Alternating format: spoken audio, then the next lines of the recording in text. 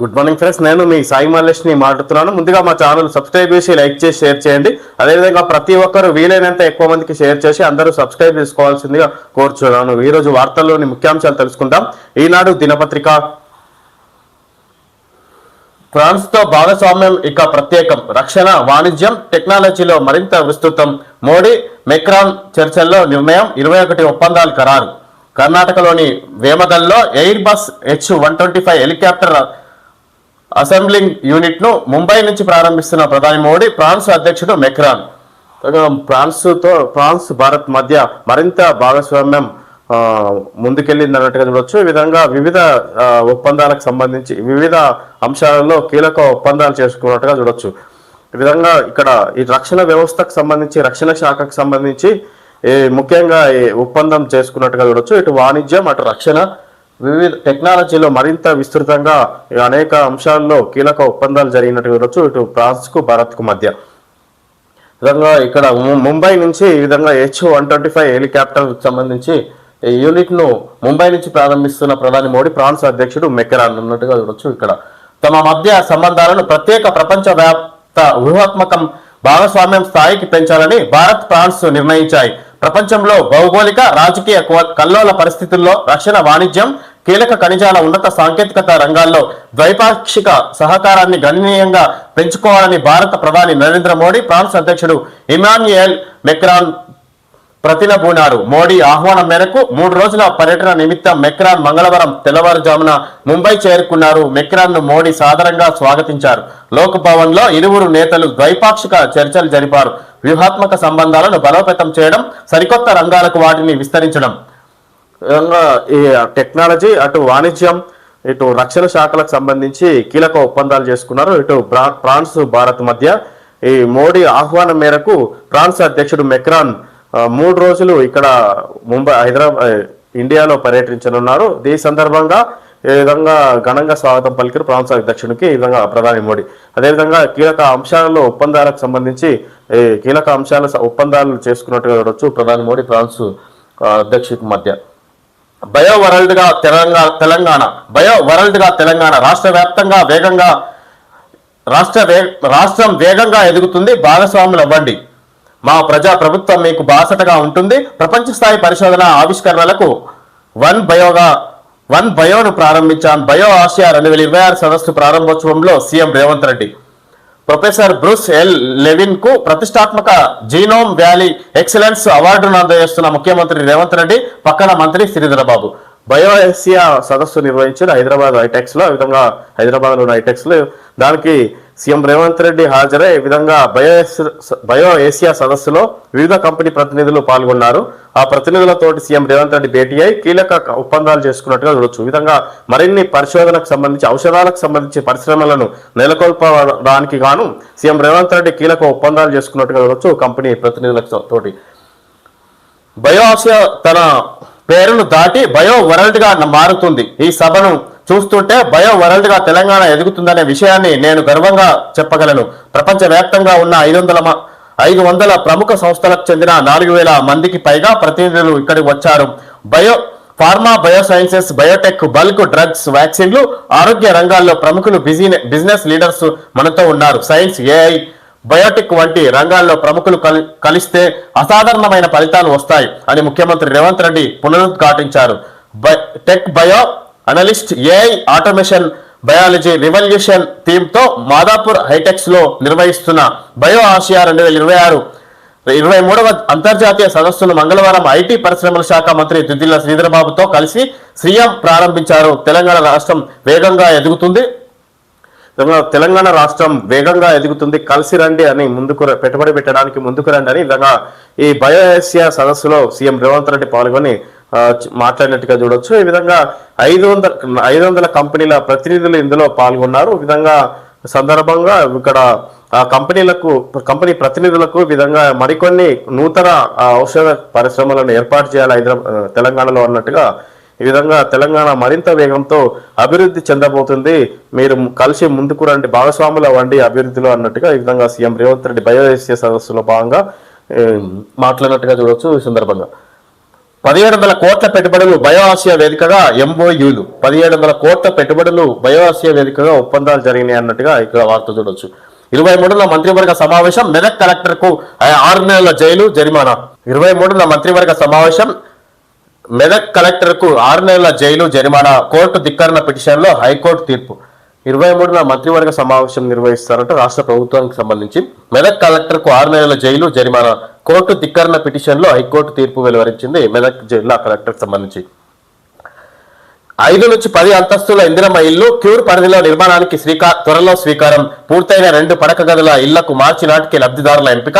మంత్రి పొంగులేటి శ్రీనివాసరెడ్డి, మంత్రులు శ్రీధర్ బాబు, పొన్నం ప్రభాకర్, అజారుద్దీన్ తో కలిసి సమీక్ష. విధంగా పొంగులేటి శ్రీనివాసరెడ్డి మంత్రి విధంగా ఇందిరమ్మ ఇళ్ల వ్యవహారంలో విధంగా ORR లోపల ఉన్న విధంగా ఎవరైతే లబ్ధిదారులు ఉన్నారో, ఎవరైతే ఇందిరమ్మ ఇల్లు అర్హుల వారికి ఏ విధంగా అందజేయాలనే దానిపై ఇప్పటి వరకు నిర్మితమైన పూర్తయిన 2 పడక గదుల ఇందిరమ్మ ఇళ్లను విధంగా ఏ విధంగా అందజేయాలని అనే దానిపై సమీక్ష నిర్వహిస్తున్నట్టుగా చూడొచ్చు మంత్రులు. అదేవిధంగా ఇంకా రానున్న కాలంలో 5 నుంచి 10 అంతస్తుల్లో ఇందిరమ్మ ఇళ్లను నిర్మించి ఆ విధంగా హైదరాబాద్ ప్రజలకు అందజేయనున్నట్టుగా చూడొచ్చు. ఈ విధంగా ప్రస్తుతం గ్రామాల్లో ఎక్కడైతే ఇందిరమ్మ ఇళ్లను సొంతంగా ఇక్కడ వాళ్ళ జాగాల్లో కట్టిస్తారో ఆ విధంగా కాకుండా ఇక్కడ అందుకు భిన్నంగా ఇక్కడ 5 నుంచి 10 అంతస్తులలో ఈ విధంగా ఇందిరమ్మ ఇళ్లను నిర్మించి ఈ విధంగా అర్హులకు అందజేసే విధంగా ఇక్కడ నిర్ణయాలు తీసుకుంటున్నట్టుగా చూడొచ్చు రాష్ట్ర ప్రభుత్వం. కేతనపల్లిలో ట్రాఫిక్ కోన్, రాళ్లు విసురుకుంటున్న బారాస కాంగ్రెస్ శ్రేణులు. హంగులో అదృష్టం హస్తం. ఎన్నికలు జరిగిన 8లో 7 కాంగ్రెస్ పరం. బారాస ఖాతాలోకి ఇంద్రేశం. కేతనపల్లి, ఖానాపూర్, ఇబ్రహీంపట్నం ఎన్నికలు మళ్లీ వాయిదా.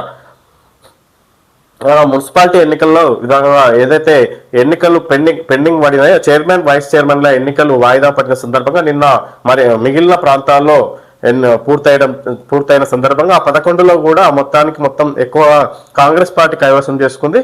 మిగతా ఒక ఇంద్రోషంలోనే ఒక బీఆర్ఎస్ ఖాతాలోకి చేరింది. మిగతా బీజేపీ ఇటు ఈ విధంగా కాంగ్రెస్ లోనే మొత్తం ఈ విధంగా 8లో 7 కాంగ్రెస్ పరమే అయినా ఈ విధంగా చూడొచ్చు. మాటలు మంటలు. చైర్మన్ ఎన్నికలు వాయిదా పడిన 11 మున్సిపాలిటీల్లో మంగళవారం 8 చోట్ల ఆ ప్రక్రియను పూర్తి చేశారు. వీటిలో 7 మున్సిపాలిటీలు జనగామ, తొర్రూరు, కాగజ్నగర్, సుల్తానాబాద్, జహీరాబాద్, డోర్నకల్, ఇల్లెందు చైర్పర్సన్ పదవులు కాంగ్రెస్ కి దక్కాయి. సంగారెడ్డి జిల్లా ఇంద్రేశం మున్సిపల్ చైర్పర్సన్ పదవిని బారాస గెలుచుకుంది. 11లో 8కి ఎన్నుకోవడం జరిగింది. చైర్మన్, వైస్ చైర్మన్ పదవులను కాంగ్రెస్ 8లో 7 కాంగ్రెస్ కైవసం చేసుకుంది. 1 మాత్రమే బీఆర్ఎస్ కు దక్కినట్టుగా చూడొచ్చు. ఈ విధంగా ఈ హంగు ఏర్పడిన స్థానాల్లో లక్కీ డ్రా తీయడంతో అవి కూడా కాంగ్రెస్ కి దక్కినట్టుగా చూడొచ్చు. ఈ సందర్భంగా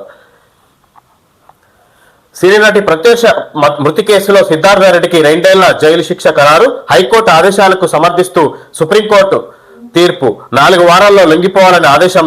అత్యాచారం అనుమానాలను తోసిపుచ్చిన సర్వోన్నత న్యాయస్థానం. 2002 ఫిబ్రవరిలో జరిగిన ఘటన కేసు ఎట్టకేలకు కొలిక్కి.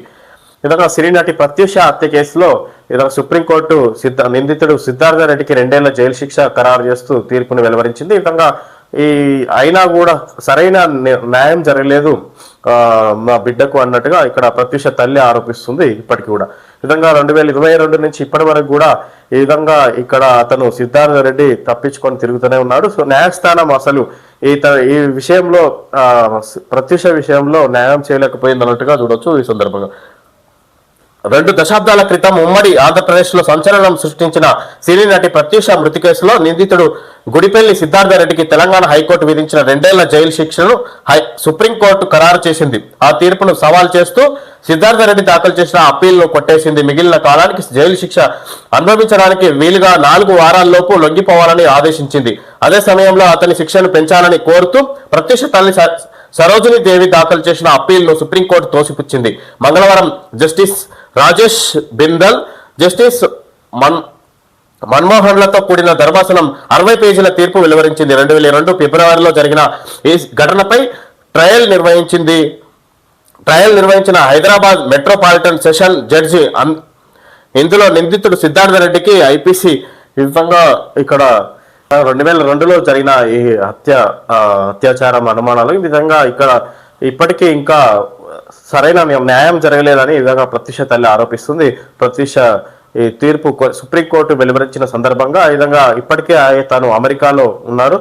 ఈ విధంగా ఇక్కడ తప్పించుకొని తిరుగుతున్న సిద్ధార్థ రెడ్డికి అసలు న్యాయస్థానం సరైన శిక్ష విధించలేదన్నట్టుగా ఈ సందర్భంగా చెప్పుకోవచ్చు. ఈ విధంగా ఈ సినీ నటి మృతి చెంది 24 సంవత్సరాలు గడుస్తున్నా ఎలాంటి ఈ చర్యలు తీసుకోకపోవడం సిద్ధార్థ రెడ్డిపై ఈ విధంగా న్యాయస్థానం మీద అసలు ప్రజల్లో నమ్మకం లేకుండా పోయిందన్నట్టుగా చూడవచ్చు ఈ సందర్భంగా.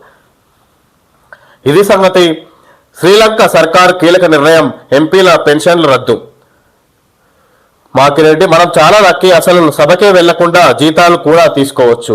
శ్రీలంక సర్కార్ కీలక నిర్ణయం, ఎంపీల పెన్షన్లు రద్దు. ఈ విధంగా సభకు హాజరు కాకపోవడంతో పెన్షన్లు రద్దు చేస్తూ శ్రీలంక ప్రభుత్వం నిర్ణయం తీసుకుంది. కానీ ఇక్కడ ఎమ్మెల్యేలు, గెలిచిన ఎమ్మెల్యేలు, ఎంపీలు, మంత్రులు, ఎంపీలు ఈ విధంగా సమావేశాలకు హాజరు కాకుండా వాళ్లకు జీతాలు అందుతున్నాయి అన్నట్టుగా ఇక్కడ మన రాష్ట్రానికి సంబంధించిన ఎమ్మెల్యేలు మాట్లాడుకుంటున్నట్టుగా ఇక్కడ చూపించండి Makireddy. KIMS hospital centre of excellence in department of sports orthopaedics, arthroscopy, shoulders, hand service. Heartly welcome doctor R A Purnachandra Tejaswi, doctor Manish Kumar Jain and doctor Harikrishna Bachu. Centre of excellence in department of sports orthopaedic. ఈ విధంగా స్పెషలిస్టులు కిమ్స్ హాస్పిటల్లో పనిచేస్తున్నట్టుగా ఇక్కడ ఇచ్చారు. ఈ విధంగా వీళ్ళ అపాయింట్మెంట్స్ కోసం అన్నట్టుగా ఇక్కడ కన్సల్టేషన్ కావచ్చు అన్నట్టుగా ఇక్కడ చూపిస్తారు. Joy Alukkas grand openings, twin surprise for Hyderabad. Joy Alukkas Vanasthalipuram ఫిబ్రవరి 20 సాయంత్రం 5 గంటలకు ప్రారంభం కాబోతున్నట్టుగా ఆడిచ్చినట్టుగా చూడొచ్చు జాయ్ ఆలుకాస్ వాళ్ళు. ఓకే ఫ్రెండ్స్, ఈరోజు వార్తల్లోని ముఖ్యాంశాలు తెలుసుకోవడం జరిగింది. Thank you friends.